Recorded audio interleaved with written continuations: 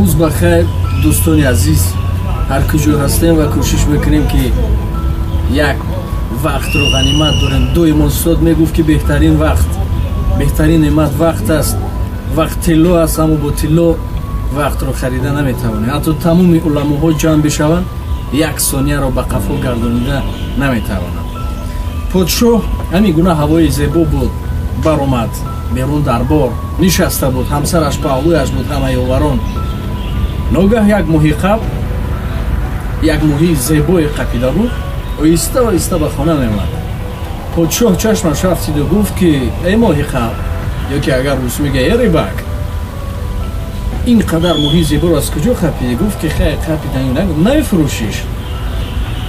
میگه شاهم هر چی که گوید آورده به شاه تقدیم میکند. شاه میگه که چند سوم، چند تنگه؟ میگه شاهم شما سزاوار هستید که من لایق، حتی من دهان نمیرود به آن نرخی که به آن تنگه که بگویم. خلاص گپ هر قدری که بدید من شکرگزار هستم. پادشاه را خوش میآید از سخنش. میگه 10 تنگه طلاش بدید. 10 تنگه طلا میدین. ماهی قب خرسندانه میرود. ناگاه همسرش میبیند، آماده میگه مردک شاهم و 10 تنگه طلا برای این ماهی قب داده رفت و اگر یک انسانی دیگر، انسانی عادی بیاید برای 10 تنگه تید، شما میدونید قدر یک انسان رو برابر یک ماهی برابر کردید. به نرخ یک ماهی یک انسان رو گفته. همین قدر در گوش پادشاه میزند. بعد میگه چیکار کردن؟ میگه گیری تنگه آورم، 1 تنگه بدید بس است، 10 تنگه زیاد است برای یک ماهی. میگه من نمیتونم، من عادل هستم و من گفتم. بعد میگه این طور میکنیم، ماهی قب رو دعوت میکنیم، میگیم که ماهیت نرینه است یا ماده، کدام جنس است؟ اگر نرینه گوید میگیم ما مدینه لازم، اگر مدینه گوید این برعکس. فریاد میکنند، ماهی قب میآید. وقتی پادشاه این طور میگوید که ای ماهی قب، میگوید همین ماهیت کدام جنس است، نرینه است یا مدینه؟ این ماهی قب بسیار زیرک بود، الکی پای میبرد.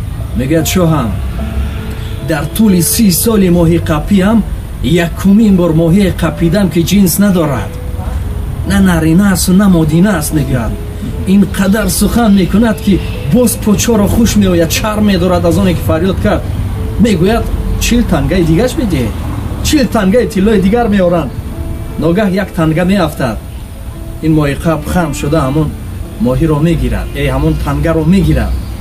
باز همسرش میبیند، میگوید که دیدی چند قدر خسیس است، بخیل است، حتی این قدر تنگه دادن، 1 تایی که افتید باز همون رو هم خم شده گرفت. نه اون که یگون دربار، یگون کمبغل، یگون فقیری که اینجا هست خدمتگار گیرد. دیدی چون از باز میزند. فعلی پادشاه میگوید نگه فریاد کنید. باز میگوید، میگوید که همین قدر برای تو دادن ناشکر، چرا باز همون 1 تنگه افتیده را گرفته؟ باز گفت شاهم وقتی برای من این قدر تنگه طلا داده، من از هوش رفتم، من به خود نبودم. ناگه صدای جرنگاز شد، چشمم افتید که در اون تنگه سیمای شما بود. در زمان پیش پادشاه ها در تنگه رسمای خود را میزدن. بینم که رسمی شما اون قدر جلا میداد، گفتم که سری من، پای من روی خاک زند، اما سیمای زیبای شما روی خاک نباید باشد. گفته با محبت گرفتم و بوسه کردم و گرفتم شون. بعد این سخن پادشاه چند قبط دیگر گوش نگیرد. بعد میگوید که 50 تنگه طلای دیگرش بدید، 50 تنگه طلا. همگی 100 تنگه طلا. بعد درباریان را میگوید که ای مردم، این را به خانه‌اش تا به خانه‌اش برید و صدا زنید تا مردم بفهمد هر کس که گپ زنک را گرفت به همین حالت گرفتار می شود. به این خاطر هر یک قصه به خود یک منشأ دارد. در زندگی بسیار است یا چیزی عادی است که بعضا زنهای ما هم میگن، میگه همسایه فلان ماشین گرفت، چرا ما نمیگیریم؟ همسایه خانه دیگر پوشید. یا موضوع های وسیع است. این بود یک موضوع روز. خود را احتیاط کنید. خداحافظ.